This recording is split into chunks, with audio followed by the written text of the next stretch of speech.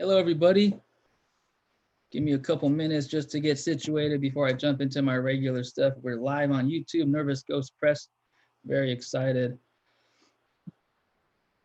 Today is our second day in the Bay Area. We traveled all across the world, all across California, pretty soon the country. We're excited to be in the Bay.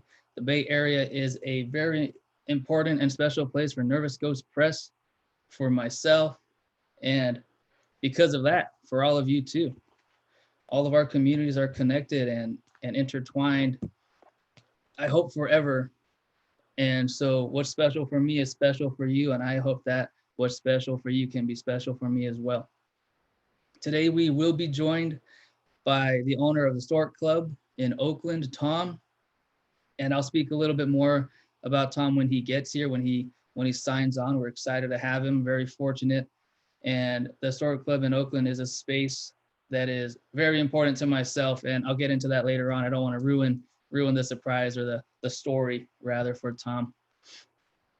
Our themes in the Bay Area are all about community, land, and location, and how we can share our homes with others. We can share who we are and what we are and where we are and where we're going and where we have been, regardless of our current location or physical identity or anything like that. And these events so far have illustrated and proved that it's real, that I'm equally here in Oakland, here in LA, in Michigan, and wherever anybody else is. And as always, Nervous Ghost Press, we hope you are all healthy, happy, and warm. Ghost Chad is at work, and so we're sending him our positive vibes. And Ghost Michael, he hasn't been a ghost in a while. Ghost Michael will join us later on, hopefully. He's also working, so they're taking care of their communities, and we applaud it, and we wish them the best always. We have some great readers, some very special guest readers, and the most special guest is me, of course, and I'm excited. I'm very humbled and very grateful to be here with such a great group of people and fantastic company. It's something that it means a lot to me, and so I'm excited to be performing with them and to join in all these events in this journey together.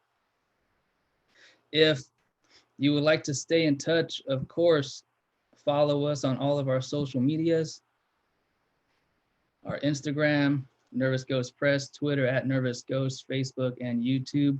And as always, www.nervousghostpress.com, where you can get your own copy of our anthology, Writing for Life, available directly from us and local cafes. If they've been on the channel, on the show here, there are books available.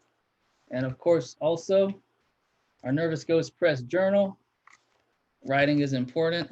Use it to write down your thoughts, recipes, your death notes, things like that from the anime, whatever it is, the paper can handle it all.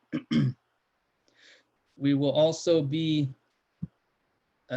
working with the Stork Club to help them stay open, reopen, keep their doors open and business coming in. So we have all been impacted by the virus and by the economic turn. And so please donate if you can.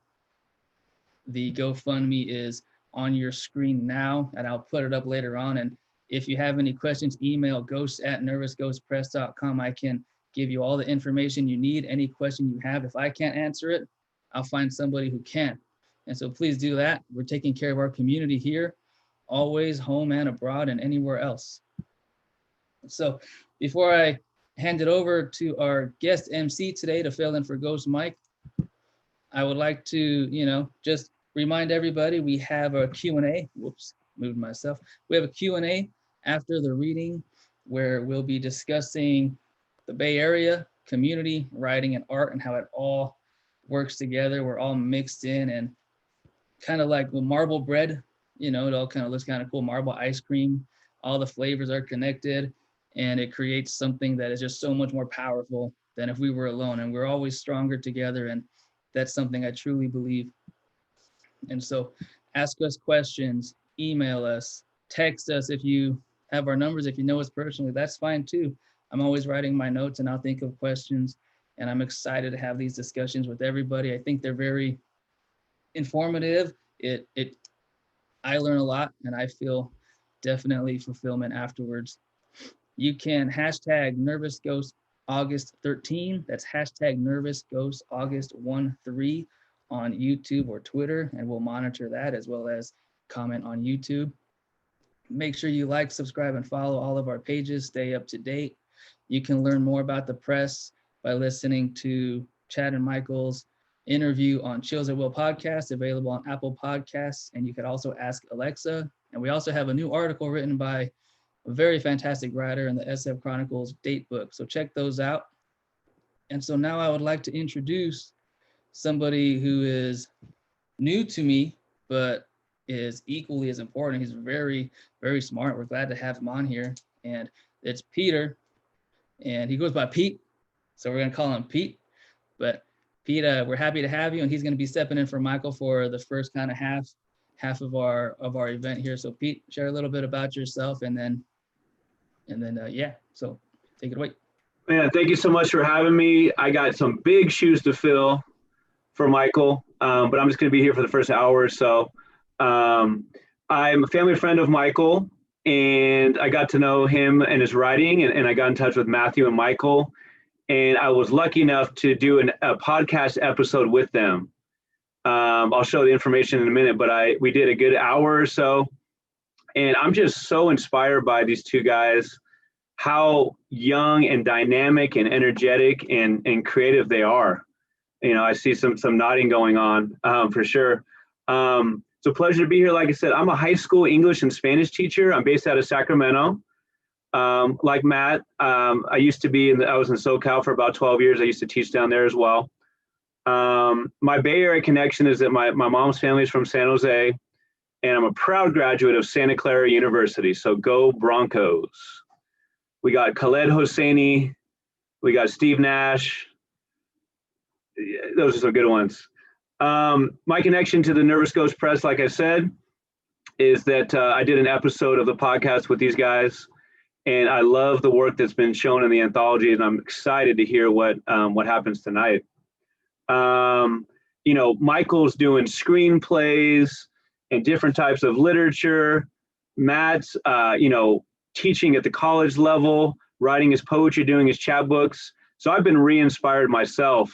My pandemic project, I started this podcast during the pandemic, and, guys like this and writers like you really have re-inspired me. So I'll show you real quick here some info on the podcast, and then we'll turn it over to the important readers. So the Chills at Will podcast, I'm somebody who, like everyone here, is so passionate about literature. I mean, how do you not just get up out of your chair and cheer and smile and cry about some of this great literature? Some recent episodes have included a discussion of the parallels of 2020 and racial injustice as seen in Langston Hughes' poetry, in Ralph Ellison's Invisible Man. I recently talked about mad writer skills. I'm sorry, that should be Ocean Vuong. If you don't know about Ocean Vuong, check him out. Ocean Vuong, David Foster Wallace, Khaled Hosseini, Tobias Wolff, if you know him, is one of the major inspirations for the podcast, including the title. I've also dealt with work from like Shirley Jackson, Gabriel Garcia Marquez, the great Garcia Marquez. As I said, episode 9 features Matthew and Michael. You can find, it's called the Chills at Will podcast. The Chills at Will podcast is on Apple Podcasts. It's on Spotify. Instagram, I'm just at Chills at Will podcast. And there's my Twitter and other information. To steal from the great Matthew Mejia, please make sure you like, subscribe, and follow the Chills at Will podcast. You can also ask for it on Alexa. Matthew, without any further ado, that's my spiel. Pumped up to be here. Thanks for having me, everybody. Awesome. Thank you. Thanks. I want to reiterate, thanks, Pete, for stepping in. It's something that I was speaking with a writer friend of mine, and, it's it's heavy, I think, bringing all these people together and trying to create a space, and it's heavy, but it's so fulfilling, and I'm happy to do it. But sometimes I texted Michael and Chad and Pete. I'm like, hey, someone help me out on Thursday. I'm freaking out over here. And so I'm happy that he stepped up, and I very much appreciate it. And Of so course. I want to share again, we have a great set of people, a great set of guests. We have a musician here, not to put you on the spot. You don't have to speak yet, but you're going to sit there. I'm calling you out technically, and he's going to share about his process and music and all of that. But it's a testament to show how artists we're all related, and we're all connected in that we love art, we love expression, we love doing all these things.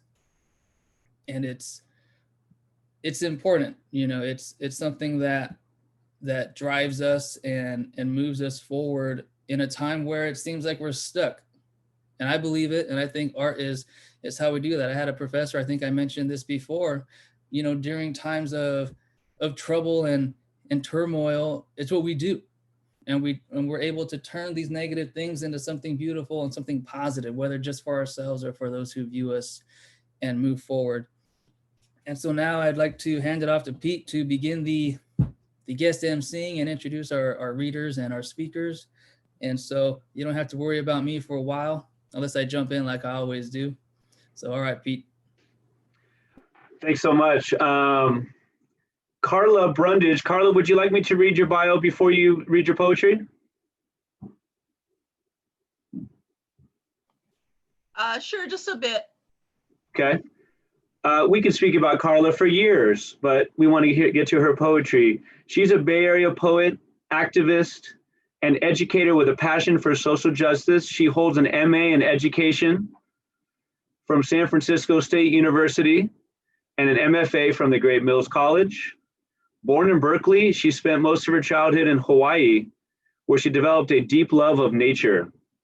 She is the founder of West Oakland to West Africa Poetry Exchange, which has facilitated cross-cultural exchange between Oakland and West African poets.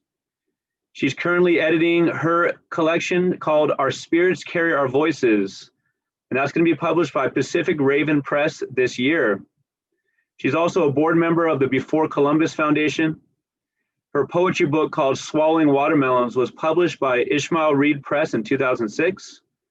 And lastly, her poetry, short stories, and essays have been widely anthologized and can be found in Hip Mama, Literary Kitchen, Lotus Press, Bamboo Ridge Press, Vibe, and Conch Literary Magazine. Carla, can I ask what part of 2020 will your next piece be coming out? Oh, okay. So it's out. Okay. Our Spirits Carry Our Voices. You can get it at our website, westoaklandtowestafrica.com. It was really beautiful and sad because it came out in March. So thank you for bringing that up. Yeah, it's out and available. It features 13 congratulations. African poets and 13 American poets. Awesome. Congratulations. I'm sorry, how many poets? You said 13 American poets and 13 West African poets from like Ghana and Cote d'Ivoire. That's incredible. I am going to mute myself. And Carla, if you would, when you're done with your great work, if you could introduce the next speaker and mute yourself and so on. You're on. Okay, thank you. Who is the next speaker? Pardon me. We're going to, I think, introduce. Okay, awesome. Pardon me. Okay, no problem. I will mute myself now. I'm new to this game. That's okay. I'm usually an MC, so just checking in. Thank you so much. Thanks for everyone for having me here. And thank you, Matt and Nervous Ghost Press. I do have my beautiful journal here, which I actually wrote in today. So my final piece I'll be reading from my journal so it can handle some heavy stuff.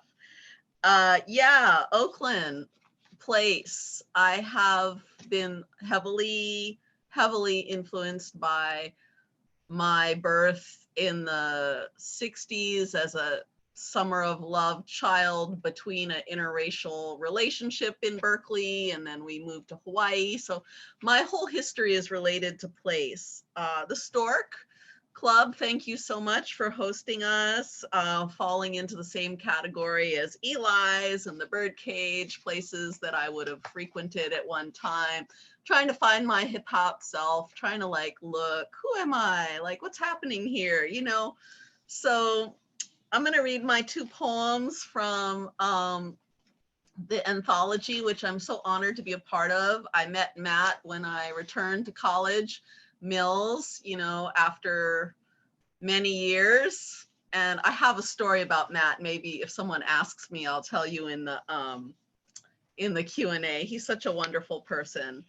So I'm just gonna go right in here. I have about 4 poems. They're pretty short. I'll just go right through and hopefully they'll tell the story. So from Writing for Life, the first one is called Naked to the Party. And I wrote it at a time when I was experiencing some heartbreak here. So, naked to the party. Naked she came, long legs and open-minded people would not judge her.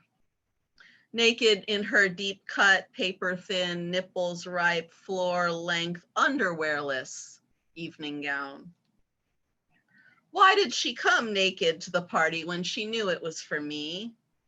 That woman who smiled at me but was still taking my man. While I tend his child, she dances on my clean floor. To crown her place, she kisses him under my gaze. She kisses me apologetically.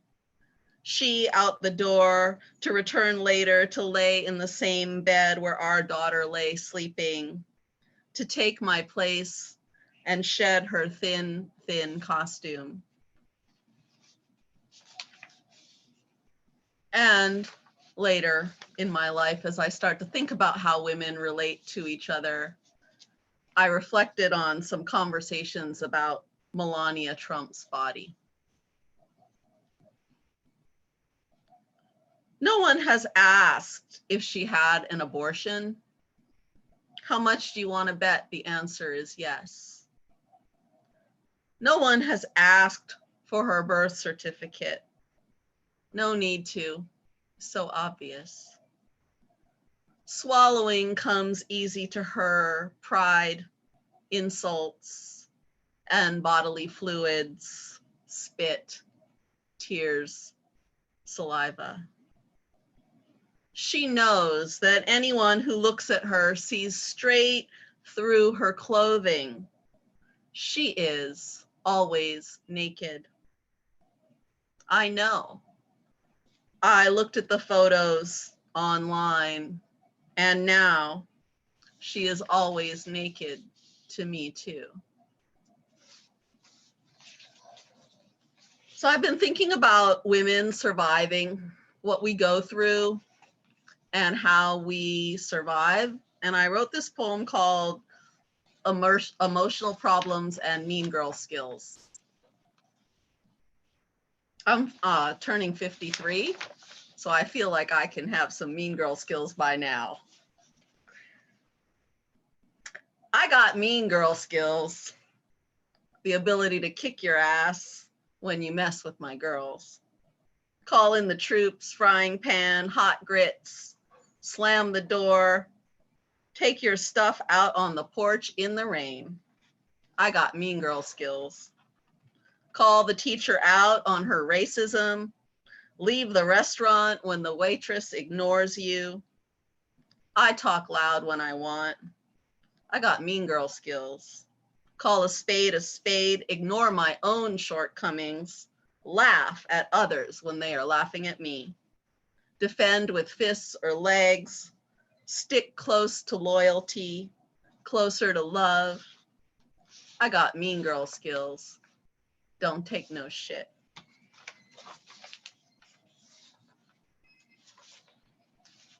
And I'm gonna end with this one. Again, as I said, most of my writing has been influenced by the body I'm in, which was created by the place that I've been in, the United States, being a product of an illegal marriage before miscegenation laws were changed, moving to Berkeley, moving to Hawaii, my parents always trying to run away from being put in a category. And yet I have some very traditional roots coming from the South. And so I wrote this poem. It's called Why Do Black People Protest? Why do Black people protest? Black people have always fought for this country, fought this country, fought for this country, fought, won, alongside whites occupying spaces of shadow. 2, my grandfather's hat and gun, crossbow, spurs. 3, twinkle in his matted eye, hair like a buffalo. 4, soldier. 5, in the bedroom too is silence. The stop, the choking gall to aspire towards light, of course a synthetic illusion of freedom. Please hold my blistered cotton hand, love. Open the door, there's a baked ham on the front table. But to sacrifice my happiness to hatred, what for? Am I too obligated to pay price paid so many times over? Arms weary from carrying the signpost, pinched nerves in the back of spines. 1, I am a woman. Thank you.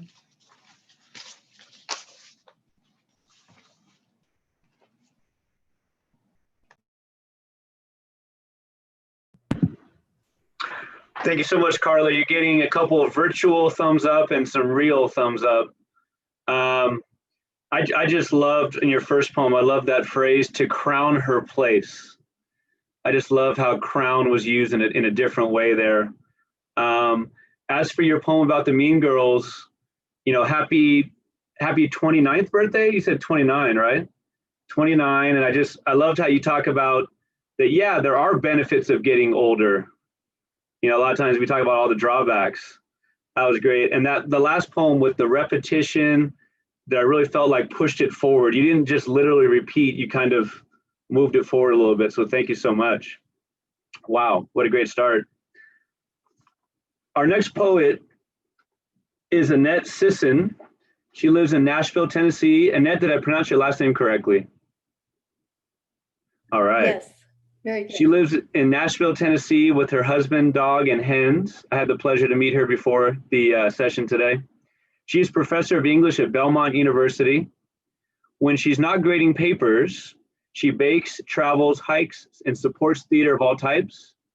She watches birds at the feeders, reads, writes, sings in a choir, and plays piano. And apparently she has some time to sleep and write. In 2019 alone, she published in the Rockville Review, the Nashville Review, the Passenger Review, and forthcoming is the Blue Mountain Review, Spank the Carp, Hamilton Stone Review, and her chapbook is called A Casting Off, which was published through Finishing Line in May 2019. In 2019, she won the Porch Writers Collective Spring Poetry Prize, and she received honorable mention in the Passenger magazine's National Poetry Contest. Without any further ado, we're honored to have Annette Sisson with us. I will mute myself and you're on.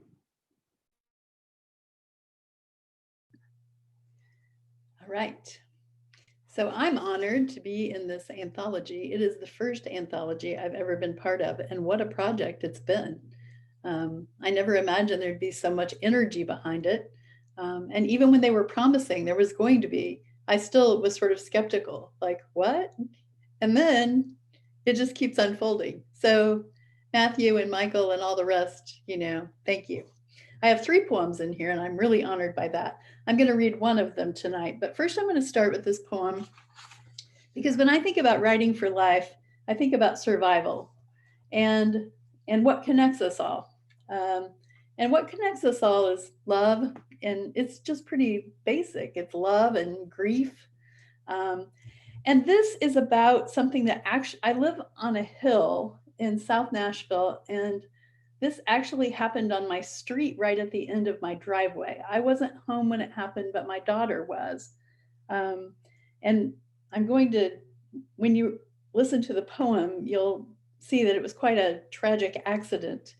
And in the process, an adult son was killed and the father lived. But the poem is called Elegy for a Father, which one of my friends keeps telling me it can't be called that because elegies are for people you know who died. And I'm like, no, that father who lived is dead because of what happened that day.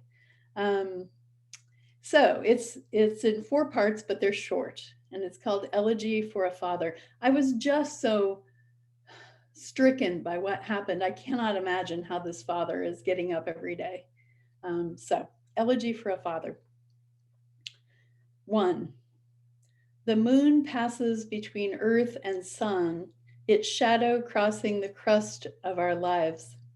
History eventuates into now. The sun shrinks, dies away. The dark's aperture swallows us whole. This passing into blackness completes itself in scalding light, ringing the disk with torrid flame. 2. A box truck stalls on a hill. A dump truck tows a trailer up, a planned rescue. A pickup above the box truck begins to push it onto the trailer, its tongue popping up from the cargo's weight. The dump truck's back wheels leaving the ground, its brakes helpless in midair. The box truck only half loaded, and the trailer, the dump truck, all lunge downhill, a parked forklift straight in their path, the back wheels and tongue still raised high, a triangular cavalcade skidding, barreling, a dreadful behemoth on the lamb. 3. The son rushes to mount the dump truck. His panicked father hastens to the front, angles his pickup to halt the sliding mass of steel. Unable to see his son hurtling for the door, the levers, he crushes him between dump truck and pickup. His son's body crumples under the trailer. The hoisted wheels drop from the sky, pinning him again. He is broken. The silence is staggering. The damage eclipses belief. 4. The piercing scream of metal on asphalt, the father's lurch of knowledge, riot of gut. His spiraling agony, cataclysm of seared retina, sun effaced by a fractious moon. This father treads a relentless crepuscular earth. His light passes each morning. The shroud slips over him, envelops him, nullifies thought, seals him up. That wasn't very cheerful, was it? The next poem is from the anthology. It's a bit more cheerful. It was called Pit and All here, and now it's called The Thing Itself. It's a poem I've never been able to find the right title for. It's on page 67 in the book, though. I'm going to read this slight revision of it, and this is for my best friend in the world, my college roommate, Kim, who lives on the East Coast. And we've stayed friends all these many years, and I'm older than Carla. So The Thing Itself.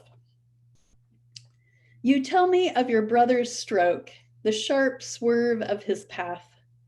You will drive all day to see him. I want to join you, to confide as if in college, when life was a pointed question, when raw feeling rioted, couldn't walk a straight line. Now, life has been sanded down for refinishing, reality too dull to cast its spell, too self-absorbed to mark our craving for amazement. We struggle to taste salt, to weep for the thing itself. Still we climb.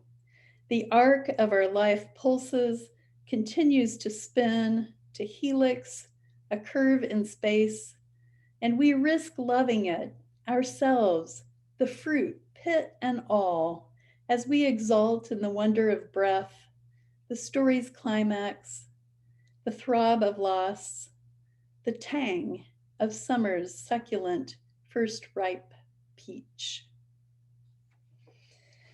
And the last poem I'd like to read is a COVID poem.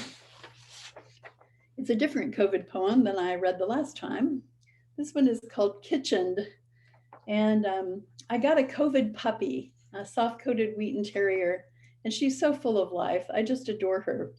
And she's kind of the opposite of how I've been feeling during COVID season, when you're kind of, in my case, kitchened, feel stuck in the kitchen. Kitchened. The puppy idolizes windows. On hind legs, she paws the kitchen sill, scratching, sniffing for breeze. Outside, the hens hoist their wings, dispute about space and order, and a golden retriever lounges. Inside, the puppy whines, recalling the plains of the big dog's back, her mouth filled with wads of his fur. She hankers to dangle from his pale neck above the tiny yellow buds of clover. I have stopped looking out of windows. I am kitchened, stifled in my mind's house. Even in afternoon light, I stall at the garden border. I am cabbage, layers nested in. Oh, to be cantaloupe, to flower with insouciance, to vine into the next yard, the fruit rough surfaced, celled with design, spilling sweet seeds from the hollow inside. Thanks very much.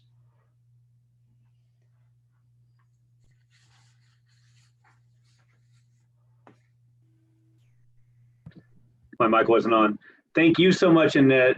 Annette and Carla have made it so clear that, you know, there's reading poetry and that's great, but the writer herself reading it out loud is just a different level. It would not have been the same hearing both of your poetry or just reading it on the page, as good as it would be. I love the usage of helix as a verb, kitchened. I wrote down kitchen. I'm wondering if it's like apostrophe ed or what it is. I just love that use of language. Obviously, the first poem was so sad, so unforgettable, as was your phrase, I believe in your third poem, the throb of loss. I think so many of us could just identify that. That phrase is incredible, the throb of loss. So true, so true. Thank you so much, Annette. Matt, I think you're gonna step in. Tom has joined us. Yeah, how's it going? Hey, Tom. So everybody, I wanted to first speak a little bit about Oakland and Carla's poem about running away, and Annette about survival. And Oakland became somewhere where I would run away to after I came back home. It became somewhere that was always in my brain as a safe place where I can go to be around individuals who didn't care about whether I had to be macho or I didn't have anything. They just said, man, we don't care. Talk about it, feel it, don't matter. And when I moved to Oakland for school, it was in a time of my life where I was kind of navigating how to be an adult. I was a little late to the adult game, I think. And I discovered areas and certain individuals who really became, a lifeline for me, and not necessarily a safety net, but, a place where if I needed to go there, they were there.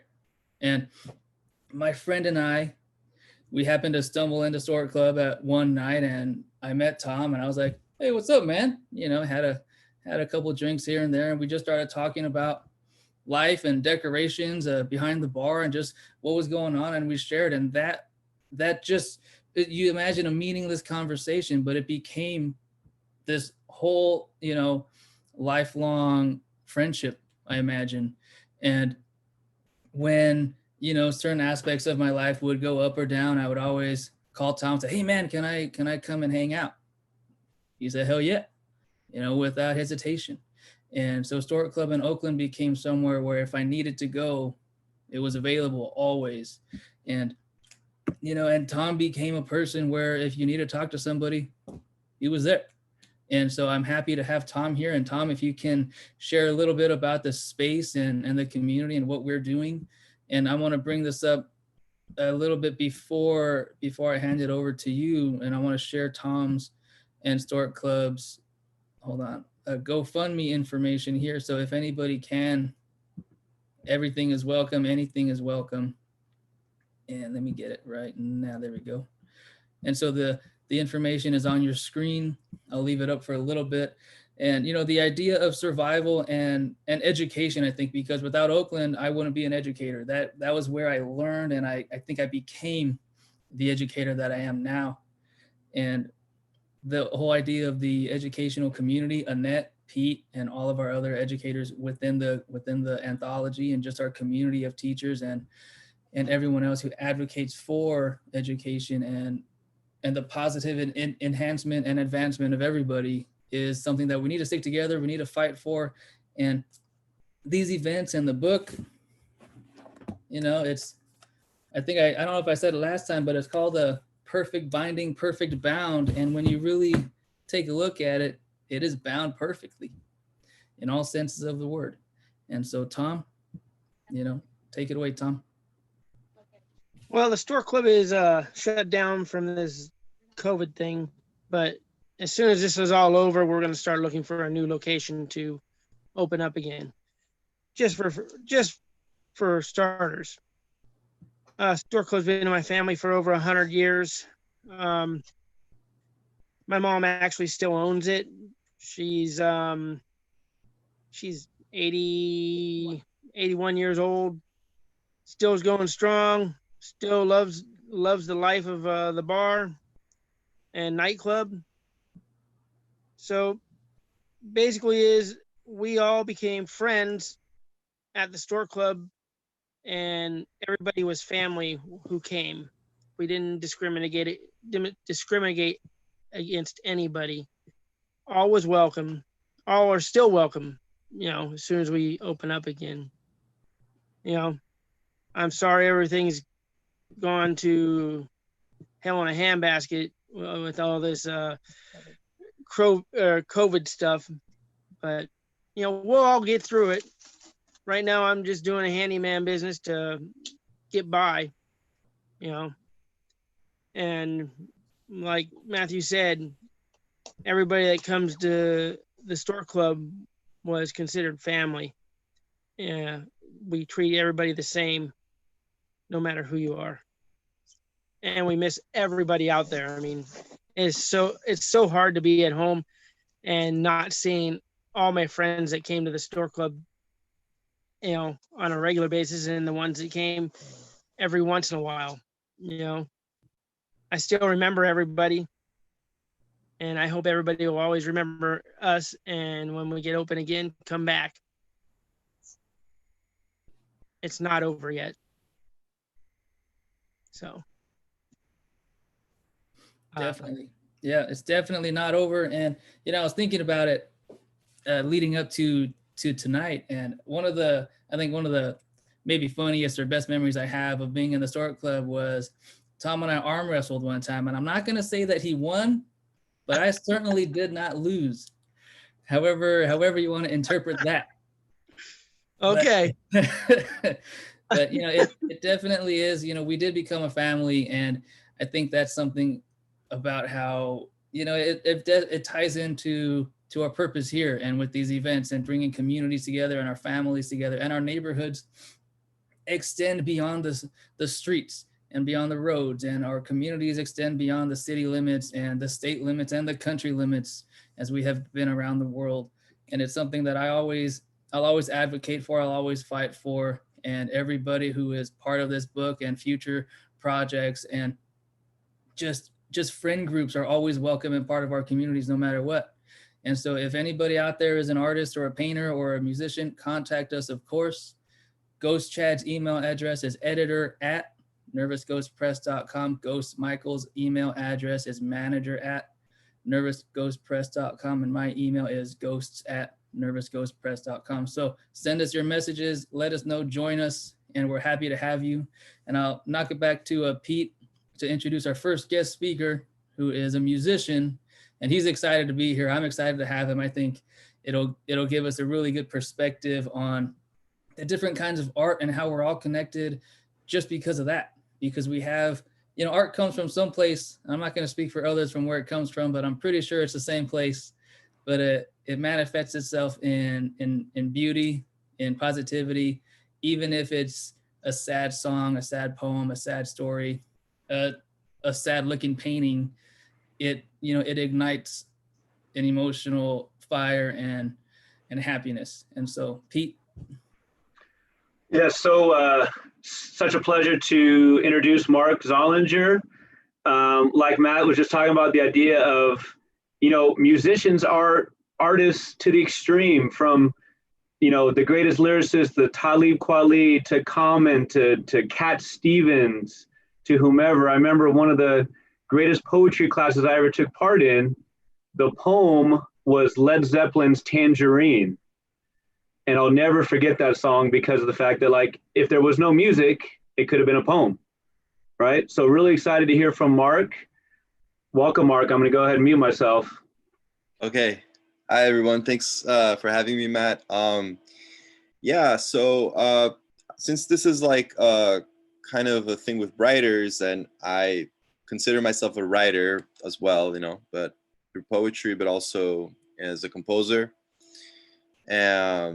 I thought, so we don't have that much time, I'll play a song that I wrote, that I featured in a Bandcamp album, and it's kind of an album and song that fit well with the times of pandemic.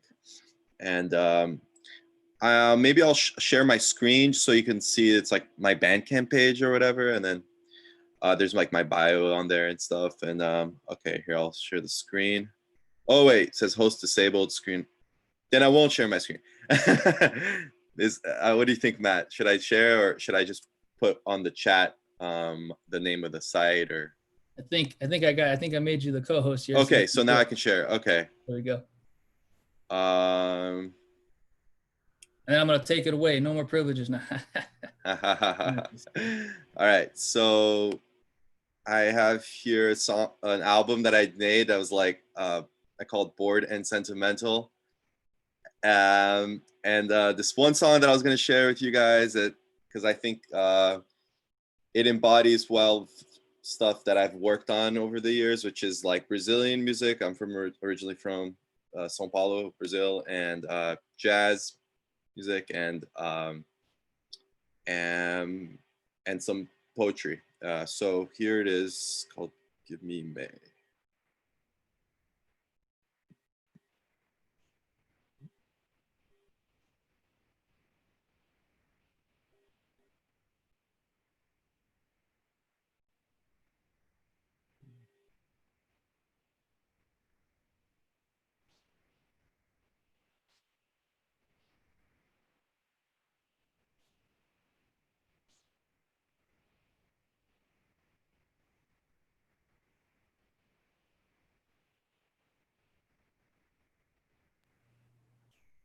Mark, I'm not sure if the sound is working over here. Oh, not working?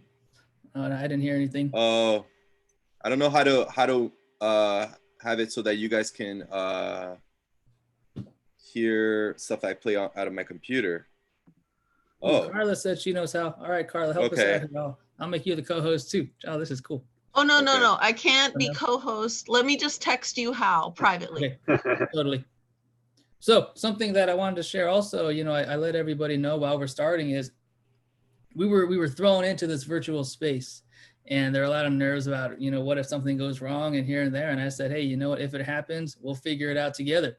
And that's what we're doing. And so you're all witnessing this, communal educational experience. And it's great. I think it's awesome that we we have this ability to learn together without freaking out too much and bringing up that ugly screen like on TV where it says, technical difficulties. There are no technical difficulties when we can all come together and speak and share. There are technical annoyances though, definitely. Hey, Matt, Yes. I might have been able to figure out how to do it. Can I try it again? You guys Yeah. tell me. Okay. Totally. Yep. Think of you. Give me May, give me June. Tired of sleepy gaze. I have not seen you for days.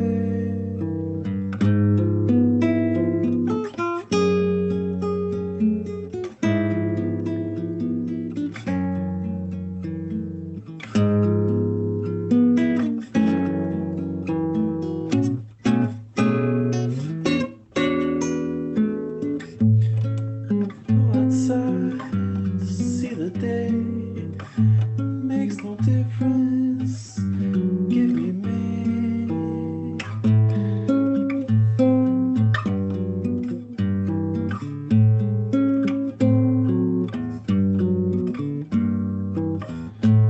Think of you, solitude. Give me comfort, fill me new.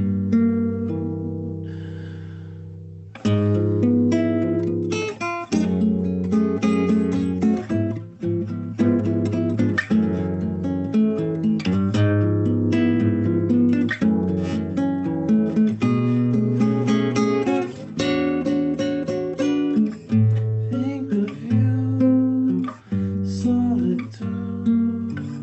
Give me comfort, fill me new.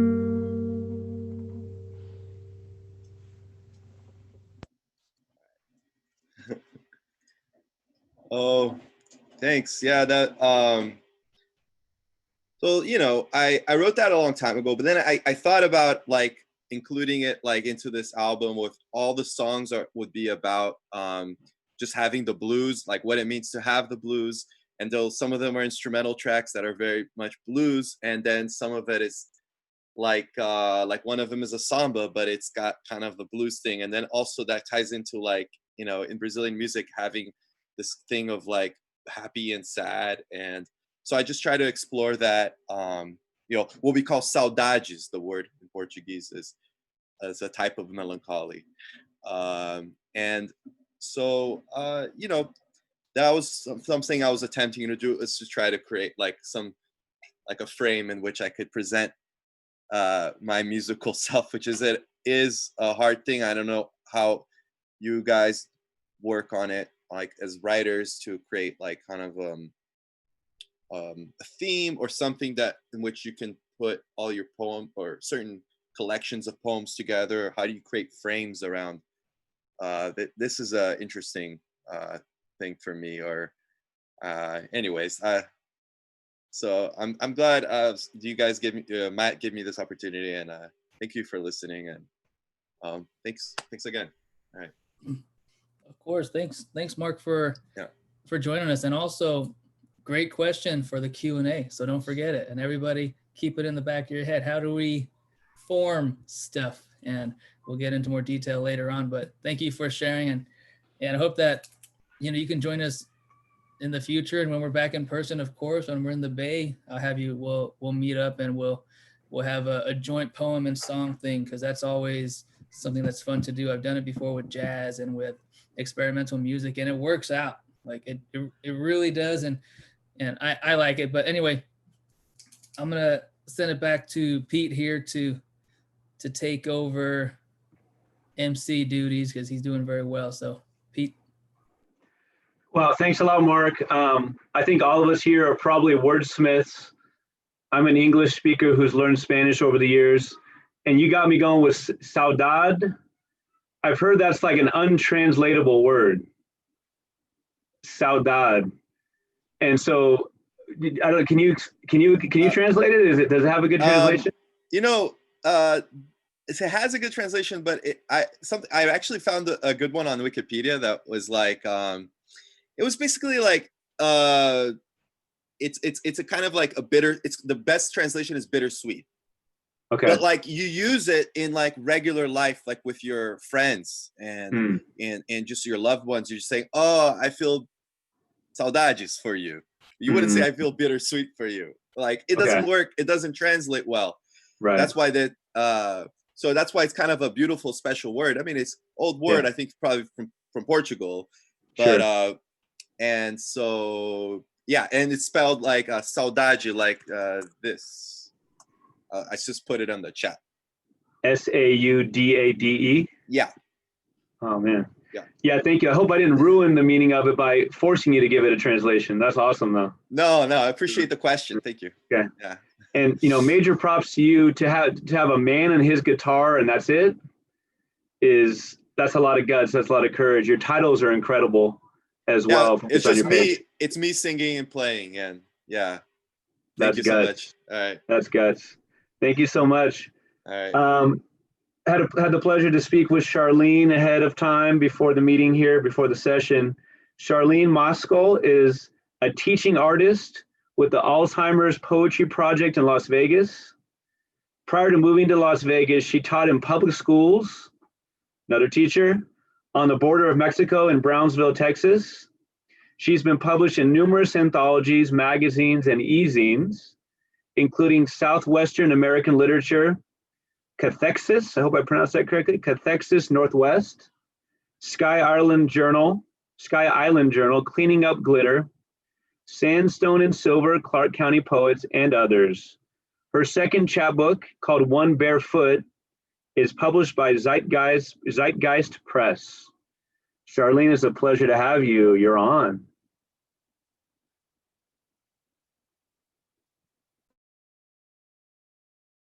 Unmute. Am I unmuted now? Yeah, cool. Okay, hi everyone. It's really interesting, the concept of the arts. I started, I think, at about the age of 4.5 doing theater. And my life experiences have taken me only really into the arts. And teaching, of course, is an art in and of itself, but I've done an enormous amount of theater. I've been writing for, I don't know, I guess mostly all my adult life. I have, my degree, my teaching degree is in visual arts with a minor in theater. So I don't think I've ever not done something that has been creative. Anyhow, interesting. The first poem I'm going to read is from this anthology, Nervous Ghost Anthology, Writings for Life. And my husband passed away about 18, 19 months ago. And a lot of my poetry came from that. And this is one of them. It is called Woman Who Dyes Her Hair, personal ad. I am a woman who dyes her hair. At home, I wear clothes that fall away from vanity, search for sounds of life under months of quiet, accumulated like dead mice under floorboards. I am looking for a little fun, want to travel familiar mountains, hear old songs, eat in restaurants not visited by ghosts, wish to lose things that constrict my throat. I embrace the spirit of laughter, am willing to step outside the walls, recognize that I cannot replace the touch of his hand or his lips, now dust in a jar. I have placed this ad as confirmation. Life will go forward as long as I remain a woman who dyes her hair. That's one of them. This next poem is actually, it's from Our Lady of Telegraph Avenue, which is an anthology tribute to Julia Vinograd, who was the bubble lady of Berkeley. She was a mentor to my mentor, Bruce Isaacson, who was one of the poets from Babar, and also Jan Steckel, who's an Oakland poet of renown. So this one, as I said, was in Our Lady of Telegraph Avenue, a tribute to Julia Vinograd, 2019. It's called Enshrined. On a wooden pedestal, a glass bell jar holds the essence of your words. It keeps safe the sound of lullabies, saxophones, and rockets. It harbors the surprise of jazz swirled through with the colors of October leaves. You are Windexed and dusted, held with reverence, shown to those who loved you, a relic imbued with the holiness of streets, enshrined until the glass is shattered by a curious child, and you are allowed to seek the wind. Let's see what we got here. And this was, again, something that was written shortly after my husband's passing. There's a beautiful part of Las Vegas called the Valley of Fire. And in the Valley of Fire are petroglyphs that go back to the Anasazi, or even perhaps beyond that. This is from Sandstone and Silver, an anthology of Nevada Poets, 2020. Valley of Fire. You would have loved this. The red rocks, the monoliths that speak of how time metamorphosed into hard rock with etched symbols and sunlight prayers hidden in crevices. I choose to believe they are maps graved into the rock to guide processions that petition gods, seek benedictions for water to drink, cleanse, renew, to baptize the spirit. Buried with answered prayers, a river under the sands. It's easy to trust the ancients still visit.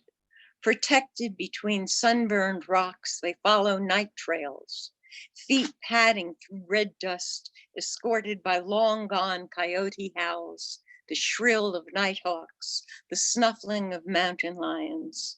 They follow the paths of spectral ancestors, find clean water that gurgles warm and sweet, now thirsty arroyos forgotten by rain. They do not need to read the walls. Their calloused ghost feet are as sure-footed as the rams they have drawn. On some nights, I imagine you have been invited to walk with them. And if I still have time, and I might have just a couple more.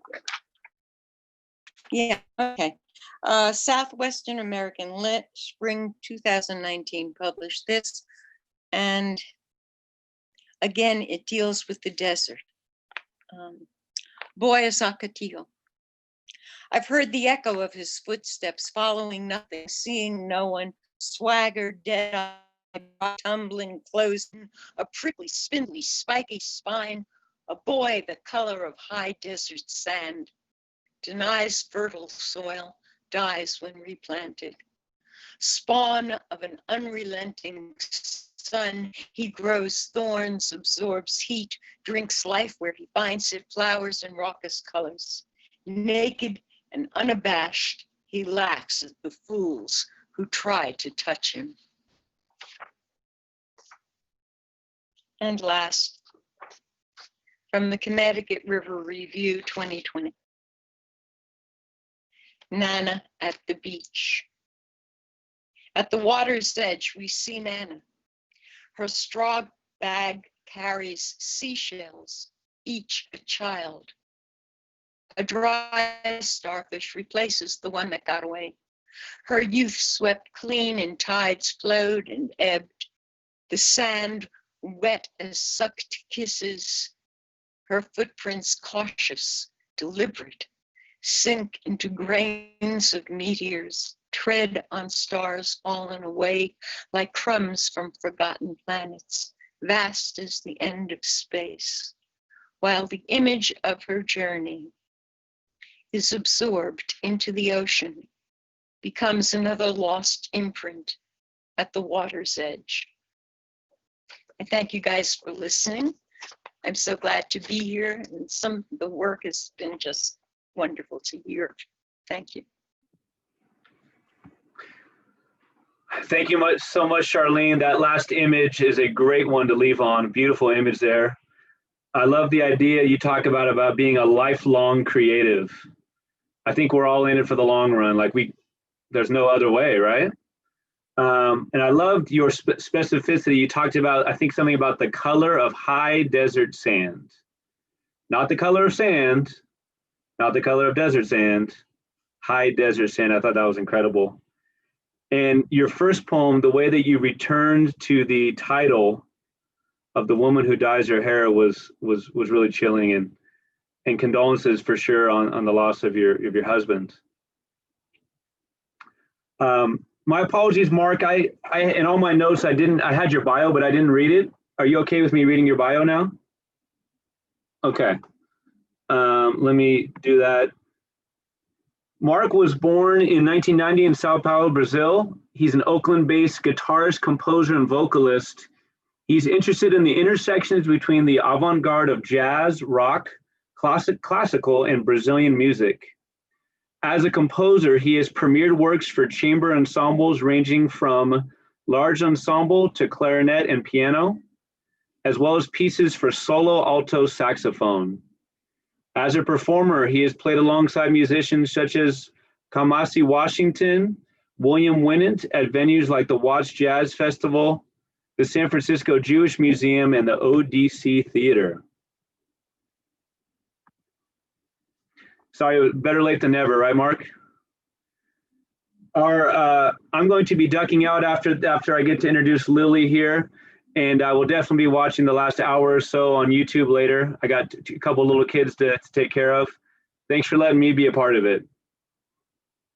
Lily Glauber lives and writes in Brooklyn and elsewhere. She is a therapist and youth advocate for older teenagers in foster care in New York City. She enjoys animals, homonyms, and other planets. It's a pleasure to have you, Lily. You're on.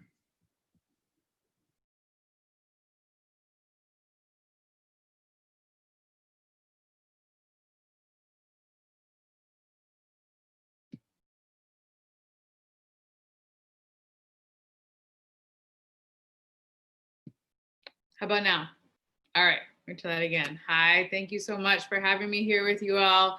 It's so great to be in Oakland in spirit and great to be with you all here. I'm so grateful to be part of Writing for Life anthology. And I'm going to read the poem of mine in there. It's called Joyful Years, or Things I Did in the Last Hour of 36. And it's kind of about numbers, and it's kind of about a long love that ended.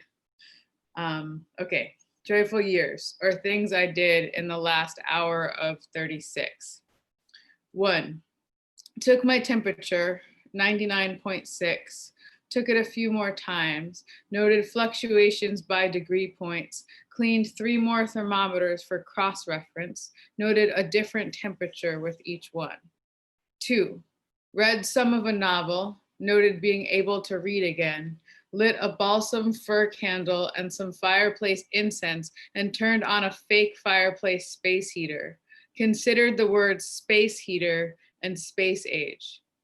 3, put on sweatpants and comfortable socks and a sweatshirt with a whale on it, took chance on a walk, confused a street light for the moon, thought about how old I was when my mother got sick and how old I was when she died, thought about the hidden meaning of numbers, what it might mean to really know them, to divide them, to add them up. Thought about 32 and 37, stage 4 and 11 months. Remembered meeting A when I was 20, seeing her face for the first time in a bathroom mirror, a shadow I already recognized in her dark eyes. And later, sitting next to her on the bus to Toledo, our thighs touching, passing tiny words, steeples, between our hands.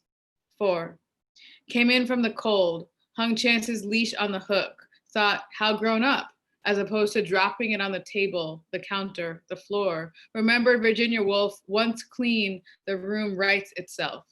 Loaded the broken dishwasher, thought, maybe it's no longer broken. 5. Pulled Barks's Roomie off the shelf, moved to the bed, remembered reading it for the first time on the 2 train in the North Bronx, missing my stop. On the way, you may want to look back or not. Lit a candle in the bedroom, looked at my mother's face in the photo from when she was 19, sitting under a tree, writing, her silver bracelets on her wrist, her long hair in a braid, her life unknown in front of her. 6. Texted a woman I barely know and with whom I'm sleeping, tried to sound full of jokes and promise. 7. Opened a fresh doc to write list of next year goals, list of this year lessons, got disturbed by the concept and distracted by a pile of books, opened them looking for a sign, held Rumi's This Longing in my hand, remembered it next to me on the cot. 8. Walked to the kitchen for a glass of water and stepped in the puddle of soap coming from the dishwasher, thought about mopping up the puddle, thought about what would happen if I didn't mop it up, wondered if it would evaporate, how long it would take, imagined getting a rag or a paper towel and mopping it up, watched it spread slowly over the floor. 9. Remembered how in Toledo, A and I got lost together, wandering the narrow streets between cathedrals. Imagined Toledo, Ohio and Toledo, Spain. Imagined everything with the same name. Remembered how she told me about Spes Unica, the motto of her school, how we wrote it on our knees, our only hope, our only knees. Remembered Ronda, the mountain town in southern Spain built over a gorge in the earth. Remembered licking the salt off of each other in Ronda, the Mediterranean filling our mouths, the bed filling the room, the night shining open. Remembered looking out a broad window, our eyes resting on the same tiny detail in the bottom left of the frame. Remembered losing each other for all that time in between, but writing her every year on our birthday and finding her again 15 years later, our home together, the stones and shells and birds and bricks we kept, the disasters. Remembered how, generously, before she left him, before she moved in, her husband hung a shelf on my kitchen wall.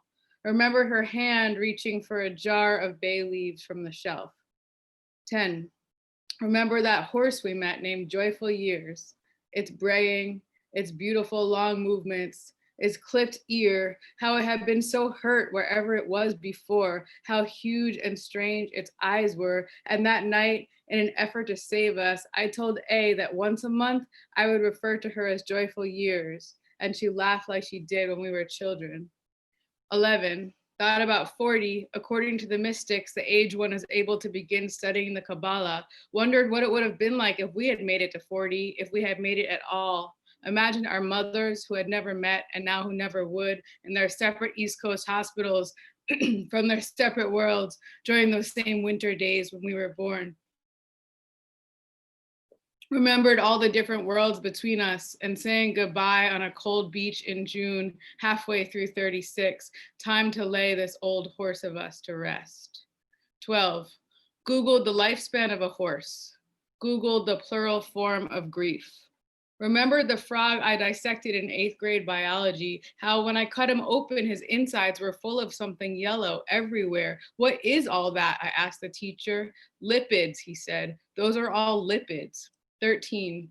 Thought about the lipids, everything running together, then watched as the second of 2 lights in my bedroom burnt out, waddled over the puddle of water to the cabinet under the kitchen sink, brought out 2 fresh bulbs, climbed barefoot on the ladder, shook the first one near my ear, listened for the tiny broken filament, ringing of a faraway sea, went to change the second bulb and it lit up again. Imagine the hero stories, the scaling of walls, all the ways that people manage the scaling of walls, the northern lights, the bottomlessness. 15. Contemplated the body shape, but not for too long. Contemplated human aloneness, but for milliseconds. Then thought about millipedes, about what it would be like to be alive and have 1,000 legs. Thought about whether it would be easier to leave with so many legs or more difficult. Thought about the accuracy and inaccuracy of measuring anything. Thought about a fever, The word mom in thermometer. Thought about my mother who carried me, whose day it was, who taught me Psalm 90, the heart of wisdom, the work of our hands, to count our days, to number them. Thanks.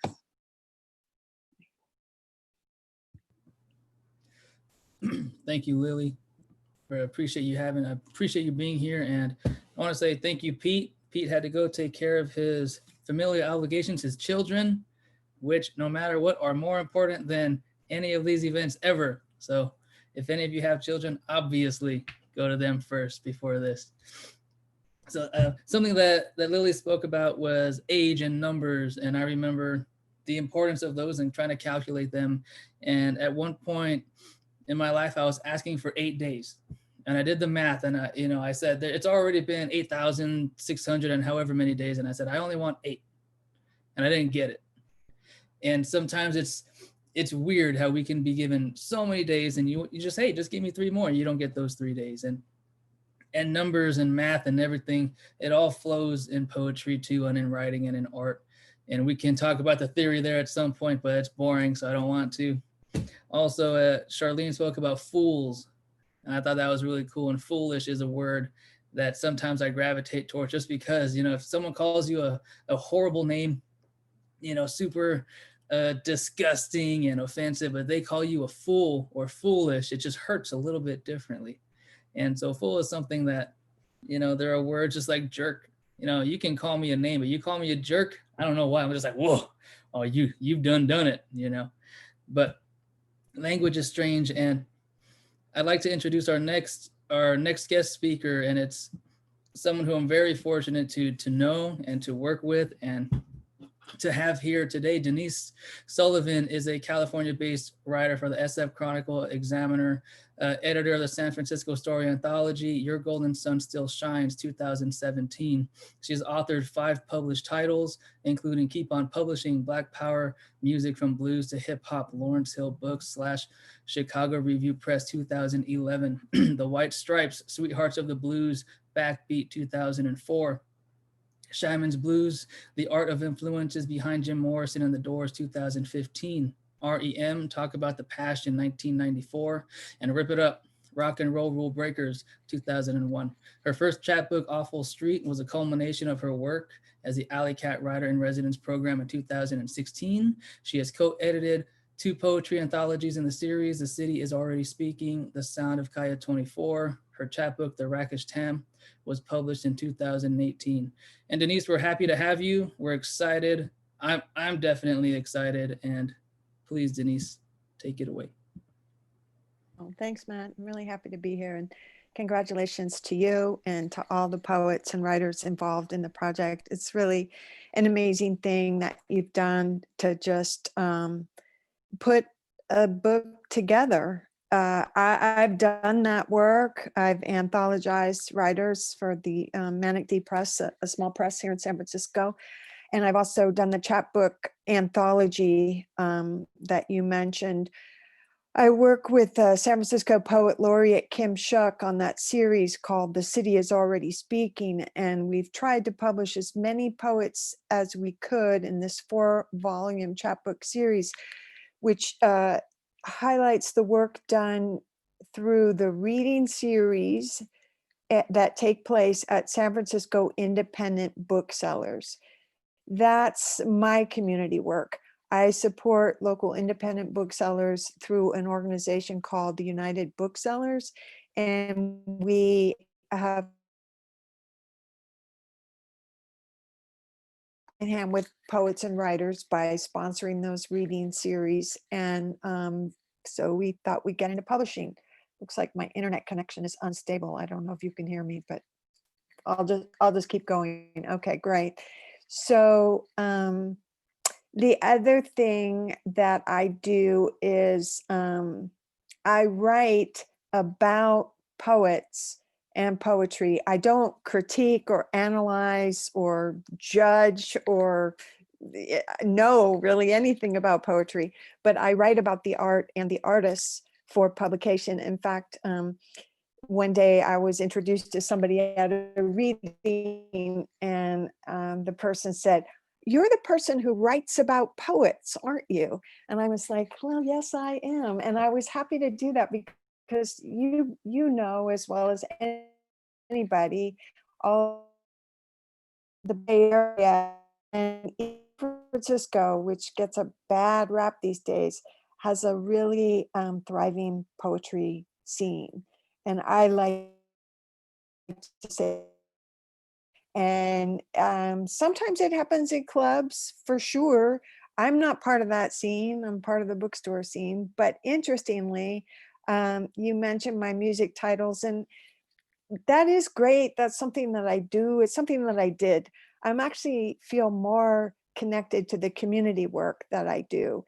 And, you know, we were introduced, I was introduced to Matt by one of the poets in the anthology, Buddy Zapata. I guess he'll be joining us soon. But I knew Buddy through music. And another poet in the anthology, Tonga Wise Martin, I know through my work in the community. In fact, I knew him before he was a published poet. So it's weird how this message that keeps coming up today, how we are all connected. Well, we know that. I think we can all agree here. We're all connected, but we're literally connected through our friends and relationships. And I bet if we talked about it some more, we would find, you know, friends and people in common with each other just on the call here today. So that piece that I wrote in the Chronicle last week that highlighted the anthology along with some other small press work was just the small thing that I can do as a journalist to put the spotlight on poetry and small presses, because that's where my interest lies. That's what I read. I don't really care about bestsellers. I don't read the things that are, you know, at the top of the charts, so to speak, just like I don't listen to the things that are at the top of the charts. I'm more in tune with the underground, the unsung, the unheralded people who are doing the real work, the heavy lifting of meat on the page, on the stage. And that's a lot for me. So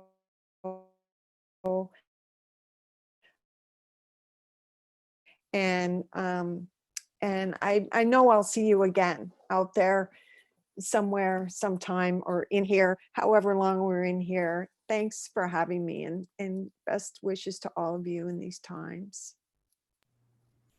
Thank you, Denise. And yeah, of course, we'll see each other. And when everything calms down, I'm gonna fly myself up there, and we'll see each other in person. We'll bring everybody. We'll bring Buddy and Tongo and everyone else, and we'll have a communal, let's say, breaking of the bread, except maybe with whiskey or tea or milk. Really, it doesn't matter.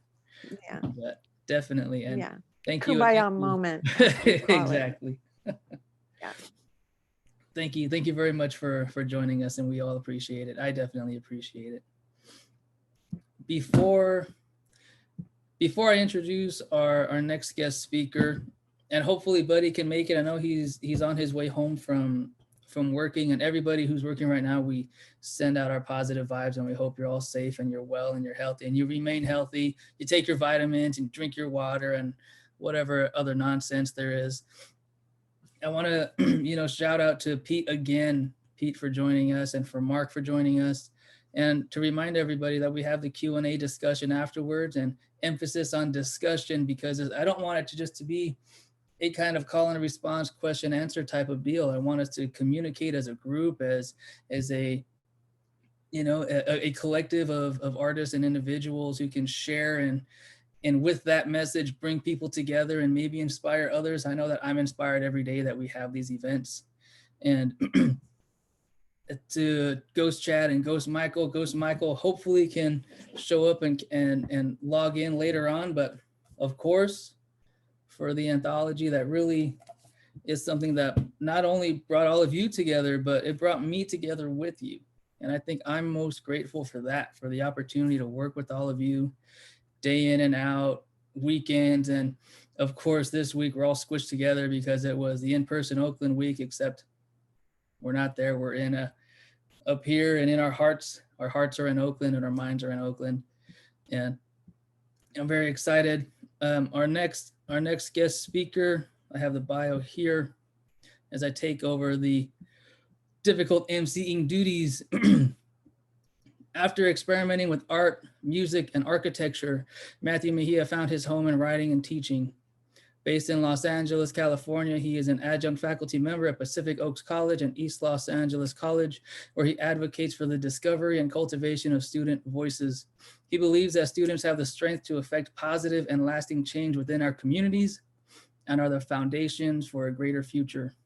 His first poetry book, The Feel, was published in 2015, and his second collection is currently out for publishing consideration.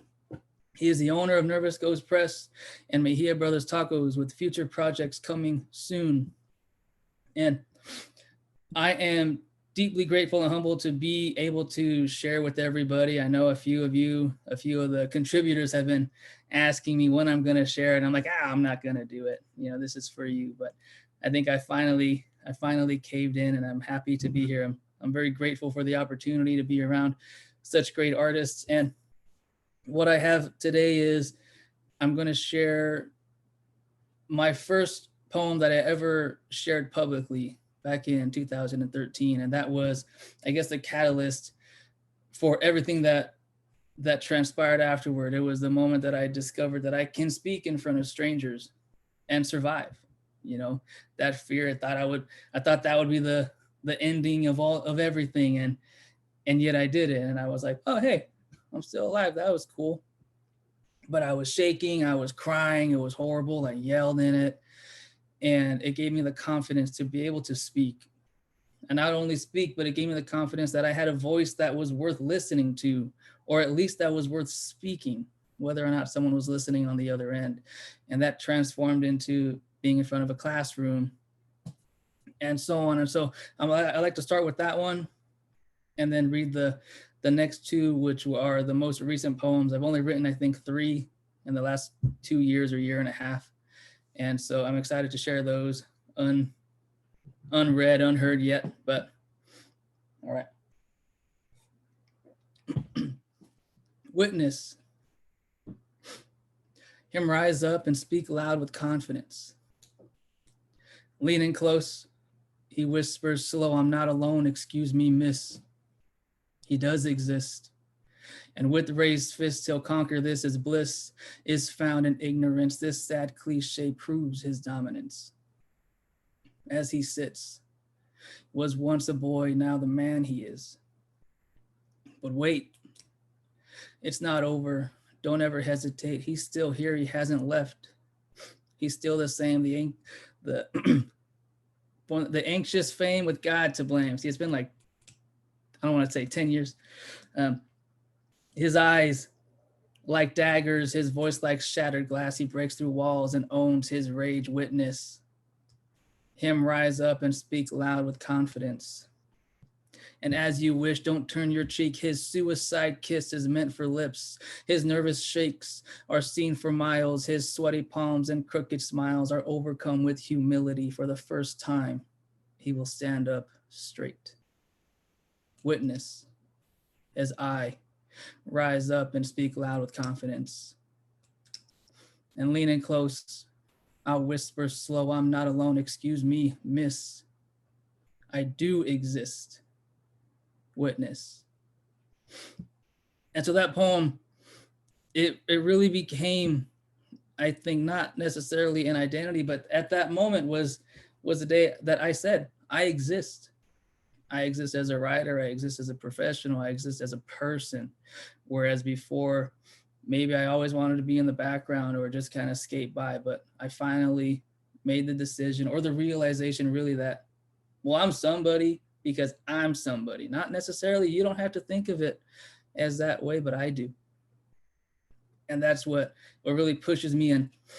And something that I like to share with my students or my friends every once in a while is, even though some of the things I wrote back in the day, I don't necessarily feel the same, whether I don't believe it or I have grown or experienced more, but I still respect it enough to say, hey, you know what? I hate that guy, but I like him. Feathers in the music. the system he claims to hate, into hypocrisy storming the white gate of a people obsessed with nothing but death and more death and more death. Are you trapped inside the nowhere and here, the there and never and will be, but not yet? Two of life's certainties, there are only two. Tiptoeing between watching ghosts and ghosts watching you. To choose the snap and crackle of your eyelids, your temple waiting to bleed out from one mistake without remedy, without noise, deafening. It only takes one, they say, too late. Too late to the cure, the itch, the infection, the blood, the pus, the shit, the cum oozes out of your words. Your dreams were not dry, doused in sweat, sweet gasoline burning through your lungs and breath. The doctor says, breathe. What are your salves? Savior, salvation, the saint or the sainted, faith hastened, burned scraps taste better with honey. Wash your dishes after you use them. My brother fought to be free, died in his blood. What's life when chains is our skin, our fingers wrapped around our throats and lips locked in sin? Are you afraid? Fearful of faith, of death, of death? Feathers in the music while we dance. And so now I have the last one, and this is the most recent one, and I wrote it, I think I spoke about it before at 4 o'clock in the morning, I don't know, 3 o'clock in the morning, whatever the morning time was when our thoughts don't like to go away. And I was laying down and I think I was watching YouTube or doing something stupid, but it popped in my brain and I couldn't get rid of it. And so I have this poem here and I'll share it with all of you now. The orchard is not rotten. A bite, succulent at first, sharp next, slowly, working, explosion, explosive senses, sending furrowed, pulled in lips. But what? To choose to believe, never again, or? And so again, thank you. Thank you everybody for letting me join you. Thank you for having me part of this. And I'm going to share a little bit about the next speaker. Unfortunately, he's not able to sign on yet. And so I have the permission to speak on his behalf, which is very humbling because he's someone that I respect greatly in my own personal life and as a musician, as a writer, and it's Buddy. And Buddy is part of our anthology here, part of our journey and our project. And I'm very, very excited that he's here. I'm very excited that he's part of it. And he joins us every once in a while and you'll definitely see more of Buddy. But as the very, very first poem in our anthology here, and it is Blue Rhino. Something that, you know, when I read it, it makes me feel things and makes my mind wander. And we want to, you know, thank again Denise for being here, and we're very happy and grateful for you to join us. And so from Buddy, Blue Rhino. Captured and relentless, in his thoughts the male rhino gloriously blue for reasons unbeknownst. To most or some is caught between a primordial ooze, slung oft and betwixt. Thank you, Sonny boy. A rock and a hard-on. He waits for his mate to return from grass grazing, sun bathing, venture to Aristotle's meadow, so that he may presently find out where she placed the fly swatter. So I'd like to thank Buddy. And now I want to open this up for our Q&A and our discussion with everybody. Again, thank you. Let me share some things. Let me see if I have it here. I do not, that's okay. So I'm opening this up for our Q&A. Mark, if you're up for it, share and your question, because that was a great question. So we're all here now, all of our faces. Yeah. Oh no, Carla wanted to say something first, right? And so everybody should be unmuted and of course jump in at any moment.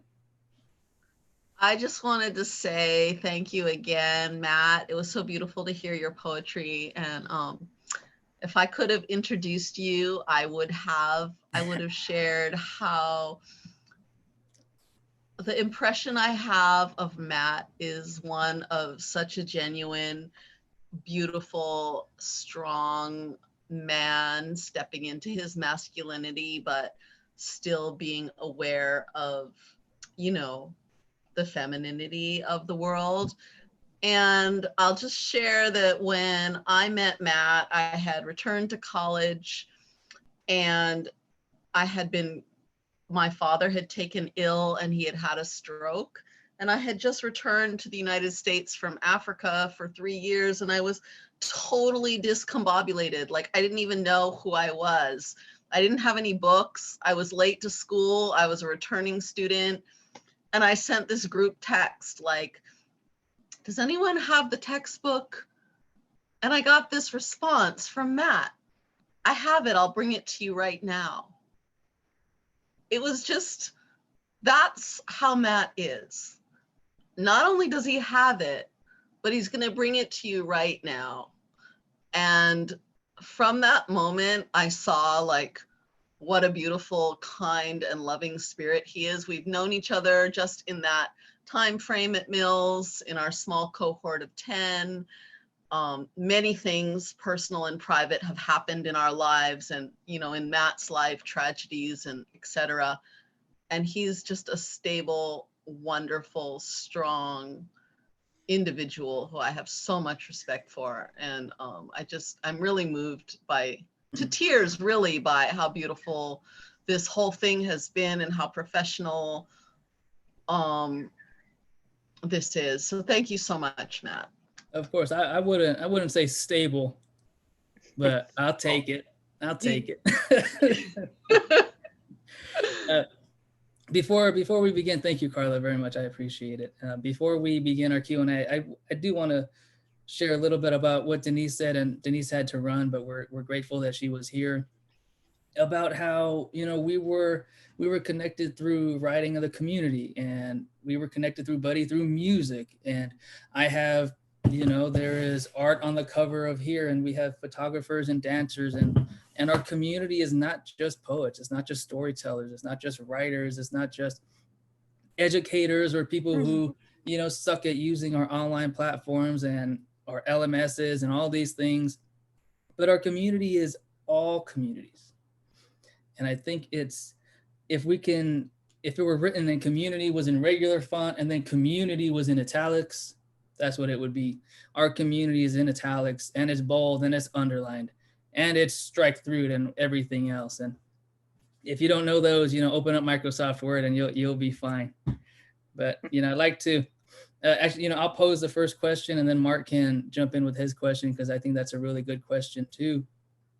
And my question for everybody and for all of you here is, how have you seen, I think, your community grow during these times? Because mine certainly has. And even though it seems like everything is getting smaller, I think everything's getting bigger. And so how have you seen your community grow or thrive or anything like that? Well, I'm part of